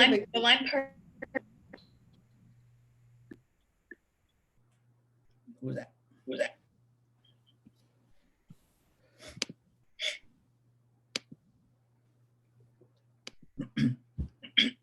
So I can share first, I suppose. And obviously my community has grown because of all of you. And you're all part of my community. In the article that Denise wrote, she had mentioned that I haven't mentioned it yet, but it's out there now that I'm Mexican and Japanese. And so now by association, all of you are Mexican and Japanese with me. And I'll teach you the recipes, not my recipes, of course. I'll teach you the easily to find online recipes that probably don't taste good, but you don't get mine. No, no, sir, no, sir. But I'm grateful and I'm happy that I have so many people now that I can email, that I can talk to, that I can chat with about the arts, about the movements that we find ourselves in or that we create ourselves. And even though I'm unable to see my students face to face, I can still see them face to face. You see, there's another regular and italics thing going on. It's kind of weird, but I'm happy that, you know, many of us are fighting and we're continue to fight and we continue to create things that wouldn't be created otherwise. And so I'm happy that, you know, we can have these discussions. And so, you know, whoever wants to jump in, and, you know, sometimes we're going to speak over each other, but that's kind of the fun about having things online, is we can navigate this. There's no hand raising. And so anybody jump in, and then after this, we'll get to Mark's question, because that's a great question. I was just going to say that there's a group that I'm part of that has sort of a featured reader and an open mic. And because we've gone to Zoom, well, you know, we aren't limited to the people who can physically get there by a particular time. And so I've heard and met a lot of really excellent poets. I mean, the quality of our readings have gone up quite a bit. And I don't know, it's just been wonderful to form those new connections, even in a group that was just sort of a little local group that met in a, you know, bookstore nearby. So that's been lovely. We've had people from other countries and people from California and North Carolina and Texas and Michigan and Ohio. It's just been great. So I don't know if we'll go back to meeting physically in the bookstore or not. I think they've talked about maybe doing it every other time, you know, to maintain some of those larger connections. So. Yeah, no, I agree. I think, you know, there's the negatives and we don't get to be in person, but the positives, we can reach so many more people, and we can have so many people join us that otherwise wouldn't be able to, whether it's for physical reasons or no transportation, or they're on the other side of the freaking world. But now we can. And I think that is something that we can really kind of, you know, nosedive into and embrace in a positive way. Yeah. Anybody else? I think that I can only echo what she just said, that in our community in Las Vegas, there have always been workshops and open mics and connections also with the library. And now that most of us are Zooming around, there are more people coming in. Like, for instance, we had a Saturday, still do, have a Saturday group that met generally from 2 to 4 in the afternoons. That was led by the first poet laureate of Clark County. And usually we had, you know, a good base of people who would show up just about every Saturday. And it was a large group, maybe 12, 15 people, and shared poetry and did workshops, etc. Now I am meeting, as we are all meeting, people from outside of the, you know, specifically Las Vegas. We are meeting people who are up in Pahrump, and people who are in Reno, and people who are coming in from California. And we are bringing in artists, we're bringing in poets from other communities. And it's been really interesting to hear other voices. Because I think that, you know, when you are in a group and you hear the same 12, 15, whatever people, there's, you know, we each have our own voice. But now hearing other people's voices from other places is inspiring. And that's really cool. Yeah. Although I am getting kind of zoomed out, to be absolutely honest. There are just lots of them. I know. Yeah, we're all going to need either better glasses, or we're all going to need glasses from staring at our computers all the time. And I know I have to remember to straighten my back, because I'm starting to, every time I'm sitting in front of the computer. So remember to stretch and to look for real at faraway places. Yeah. All right, Mark, let's hear your question. It was just basically like a thought about how artists organize their work, like create frames for their work, because I think so much of our work is like it could be scattered, or it's just it happens in a spontaneous way, or it happens without your understanding why it has happened, and then you have to reflect on it, then make connections between everything, and like there's so many ways that could, like forms that could take potentially. So like I guess the question of form, because you know I feel like content gets talked about way more, but sometimes form is like, oh, that's important, we got to talk about that. So so like I don't know, and how it relates to content, like why, you know, like Lily had that poem about, it had like numbers, list, like creating a list, you know, that list and totally changes how you take in the message, the content. It's totally changed by that. I don't know. It's just kind of it's like a general question.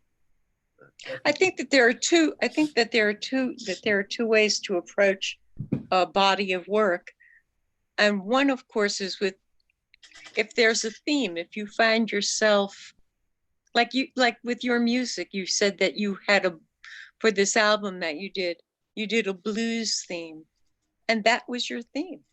You know, I mean, that I have 2 or 3 chapbooks that I, you know, play with, and each of them, one of them has no theme, which is kind of cool. It's just a scattering of poems I like.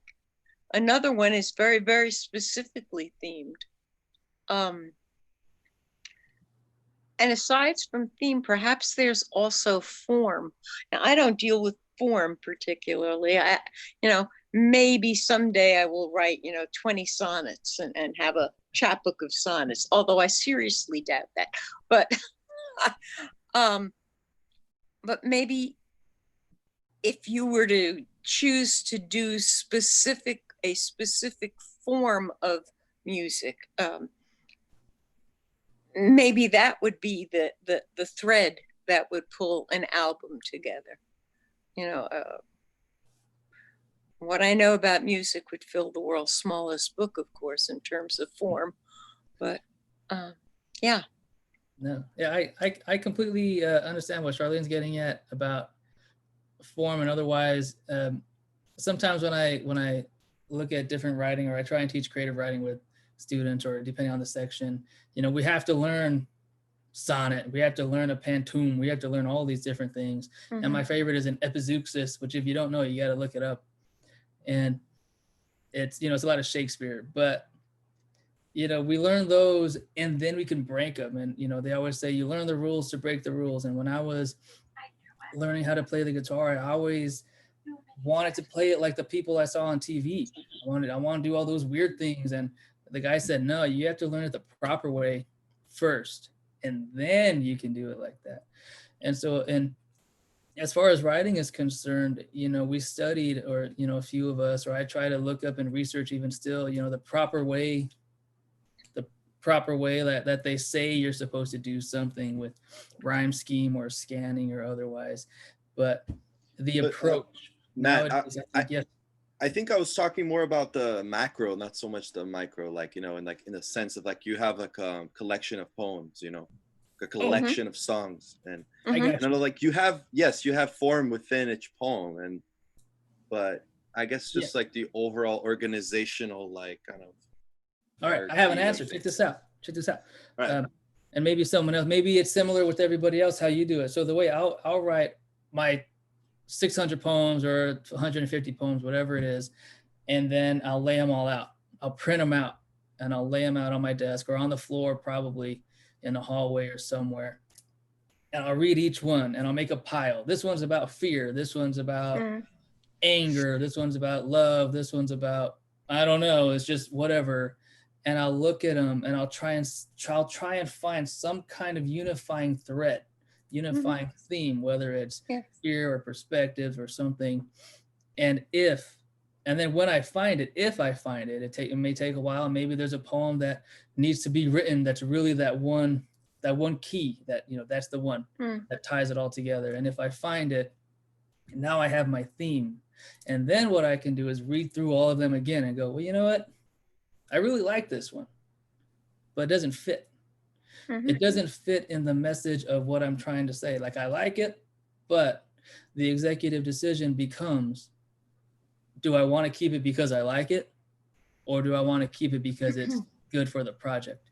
And so Or that's does kind of, yeah. Yeah, or does it belong somewhere else? Mhm. It's not a matter of tossing it. It's not a matter of saying, well, but perhaps it belongs somewhere else. Guys, I am going to have to get out of here because I've got stuff to do. But it's been wonderful hanging out with you for a bit. Oh, definitely. Thank you. All right. Yeah, glad Till to next have you, time. and we'll see you soon. Until next time. Bye-bye. But yeah, no, Mark, exactly. And what Charlene said, I used to write something awful and throw it away. And I learned recently, or over the last few years, you write something, maybe you don't like it at 20 or at 25 or at 80 or at 60 or whatever, but that could turn into something later on, right? Maybe you have a riff that you hate, and you hate it, and then it becomes your biggest hit. No, that's why I keep everything. I mean, there's a lot of people though, they get rid of a lot of stuff, and then I'm always like, no, I'll keep everything, because like my perspective will change on things that I've done. Sometimes like years later I'll be like, oh yeah, that was bad, and I'll get rid of it. But like, but there's still sometimes you realize, oh, I see why I did that, and it's actually not bad. Or you have a perspective on it that's different. Yeah. Totally. No, and I agree, Carla, and I know you haven't. I'm sure you have something. I know you do. You're holding out on us. Both. I think Anne was going to say something. I'll speak after Anne. Go ahead, Anne. Go ahead. Who? Annette. Annette. Sorry. Oh, that's all right. I have a book. I've only published a chapbook because I only started writing it a couple years ago. But I have a book, and I did a conference this summer with Tupelo Press. And I had already put it together in a way that I thought made sense, but we did 1 million exercises and spent a whole weekend, like 4-day weekend, working on trying to put the book together. And it was like working a difficult puzzle, I thought, because they were like, you want threads to pull, but you also want surprise, and you don't want to put all your your first instinct maybe is to put poems that seem like they have a lot in common together, but don't do that. But what is the story you're trying to tell? And it was, I had notes everywhere and printouts of poems everywhere and stuck on the wall. And I couldn't ever get the book put together until the conference was over. And after I'd sat with it for, I don't know, a week or 10 days, then I put it together in a way that right now I think is strong and makes sense to me. But, it's on its quest to find a publisher, much harder to find a publisher for a full-length book than a chapbook. So it's, I've just begun to send it in the world, and I'm sure I'll continue to revise it, add things and take things away and so forth. But that was like, I thought, oh, I'm smart and I know how to do this. And, but then doing it and having the initial draft that I had done, I realized wasn't what I wanted. It wasn't strong in light of all the advice they were giving you. I just found that to be a major project, and probably a never-ending one until it's in print. Those of you who have full-length books can tell me what it's like to get it all the way to that point, but it's horrible. I guess I'll add, thank you. I guess I'll add that I kind of mark the 2 most influential albums that are in my psyche are the Lauryn Hill, Miseducation of Lauryn Hill, and Led Zeppelin. So even when I'm writing poetry, I want to tell a story with an arc. Like I want to like start somewhere and go somewhere else. so the themes are there, but I don't want to write about the same theme. I want to show, like, I think what I'm working on right now has to do with being a Black woman. And so I'm trying to say, okay, so who is she? The question, the essential question, as it were, is who is she? Who is this woman? And I want to like take you from A to Z, and maybe in A, she's completely unformed, but hopefully by Z, she has something to say. So that's sort of how I'm trying to think about collections now. And I just really loved, Mark, your idea of melancholy. Yes, amen to that. I wanted to hear more about that. Well, I was thinking about linearity versus non-linearity in storytelling, and I kind of tend to gravitate more towards non-linearity. So I figured, like, when you meditate on a concept, you get different perspectives on it. That doesn't necessarily lead you towards a goal, or there is a goal, but not really, other than just meditating for its own sake. So I think that's sort of what I was trying to do. But yeah, I know. I just thought, like, there's it must be a very interesting discussion in all the arts about form, and how, not just poetry, just to get a chance to chit chat about it. That's all. Yeah. Yeah, I think I agree with everything everybody said, and I want to also, what I think Annette said about revision, and when you're putting together what collection of any kind, and the revision, I think a lot. I think with music too. I'm sure Mark, and maybe you can jump in afterwards. It never stops.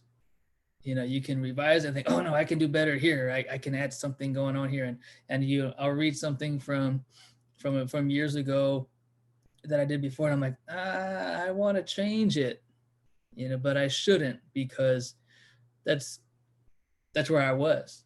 And we always think it could be better, but at some point you're going to revise it straight up into the ground, and then it'll be too convoluted and broken, and kind of like when you work, I think, what am I thinking, paint or clay or cement too much. If you overwork, then it just sucks. And at some point you have to stop. And I think that it's discipline, I'm sure. And just like with the puzzle and with growth, at some point you just got to say, I'm done. I'm walking away.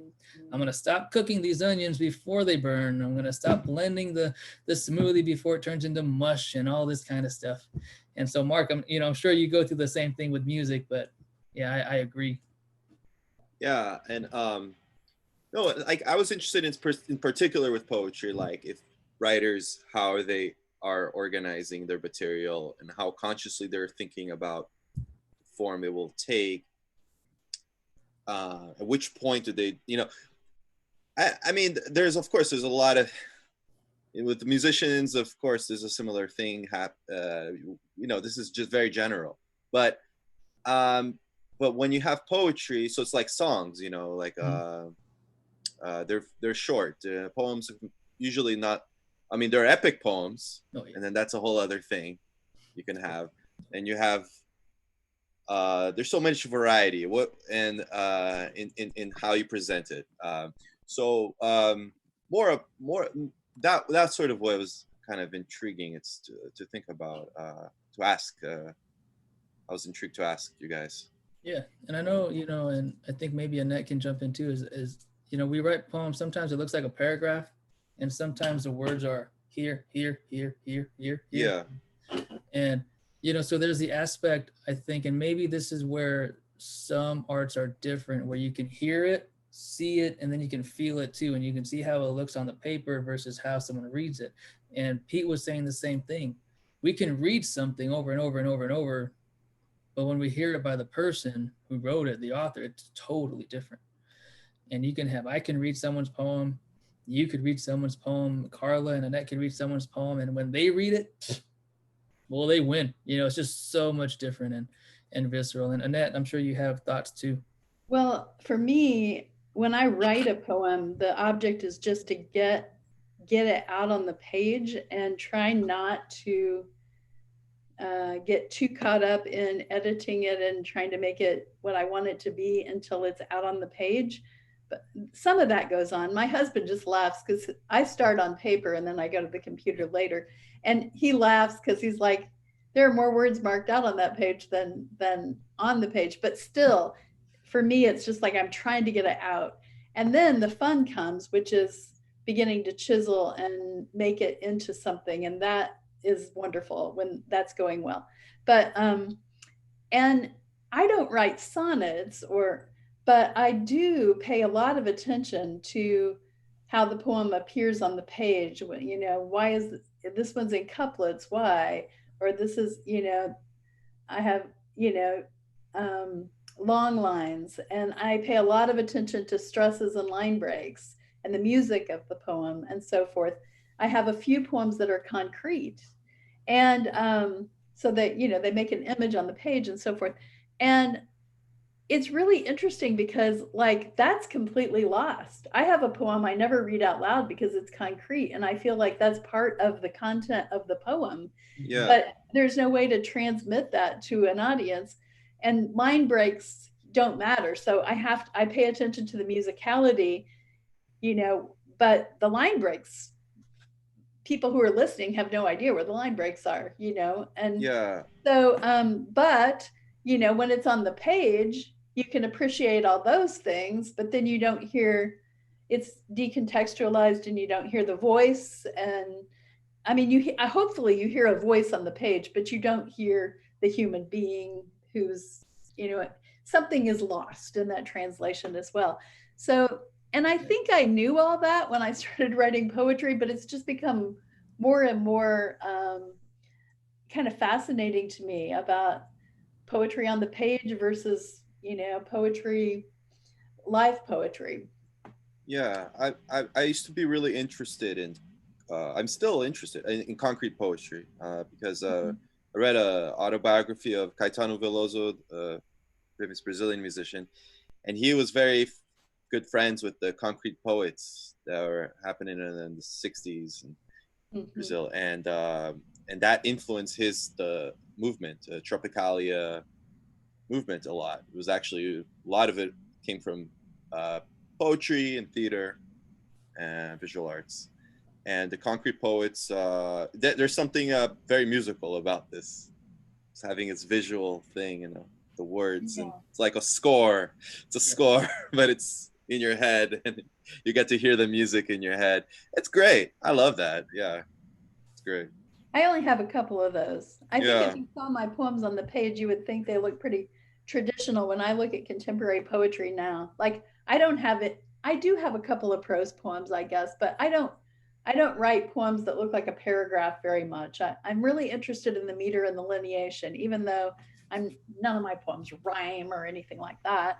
But yeah, I think when I'm around other poets, I realize I guess I'm a little bit traditional next to them, because sometimes, even though I read poetry all the time, sometimes, frankly, I don't get it. I don't get this poem at all. And I think, you know, that a lot of times they're writing sort of in the tradition of the language poets, where it wasn't really about the meaning, but the tensions and the sounds and that sort of thing.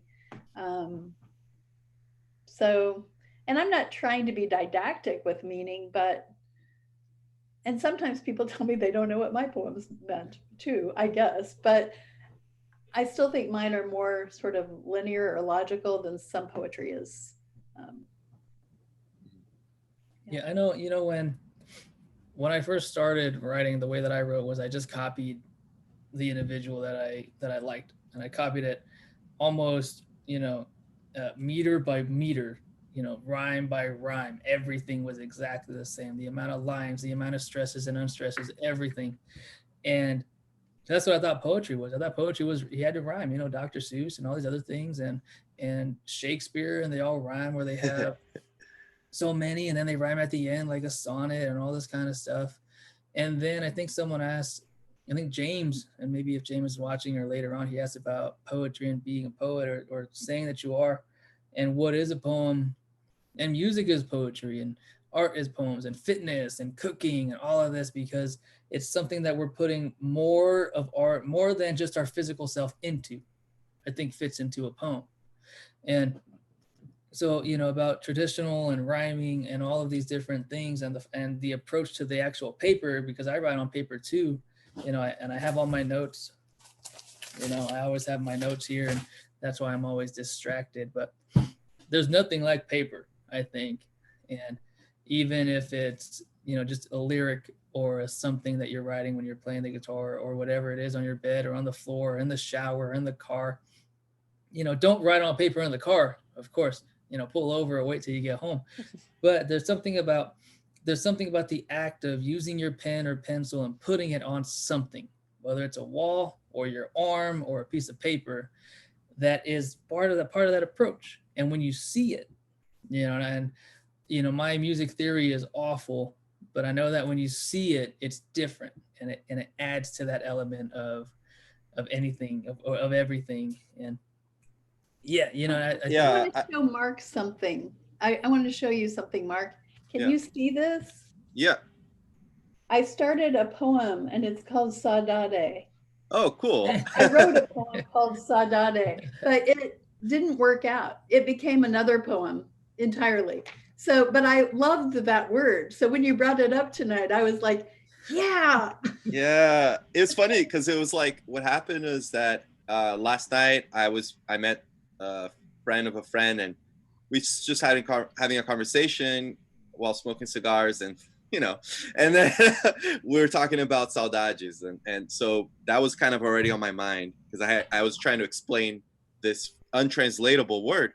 Yeah. And it's more of like a feeling. But it's a universal feeling, but because it only really exists as a word in Portuguese, it's kind of very like Brazilian or Portuguese speaking countries that use it, is very close with those people.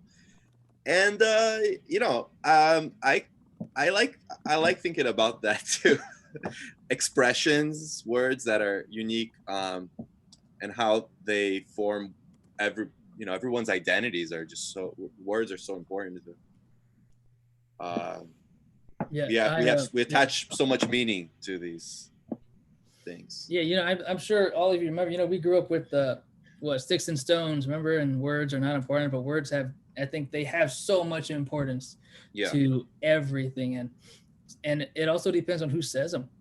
Sometimes someone could say something and then one person in your life says the same thing, and it's just like toxic sludge inside your brain. But I want to thank everybody. I'm gonna end the broadcast here in a bit. I want to remind everyone to listen to the Chills at Will podcast. Pete was here. We love Pete. That was fantastic. It's on Apple Podcasts. Ask Alexa. Michael and I's interview is episode 9, so be sure to listen to episode 9. Also, if you have anything to share or anything at all, reach out to the Stork Club, donate to the Stork Club. The GoFundMe is on your screen right now. They are part of our community, part of my community, the Oakland and the Bay Area at large, and we appreciate it. We're grateful, all of us, to have these places where we need somewhere to go. They're there. And their doors are open for all of us, and they welcome us with open arms and fingers and toes and ears and brains and hair and everything that they can open. They draw us in, and they hold us when we need it. Stay tuned, of course. Stay connected. www.nervousghostpress.com, ghosts at Nervous Ghost Press, Instagram, Twitter, Facebook, and YouTube. This broadcast here and as all others are uploaded afterwards. And so view it, comment, share it, and let's bring everyone together. I want to say thank you to Mark.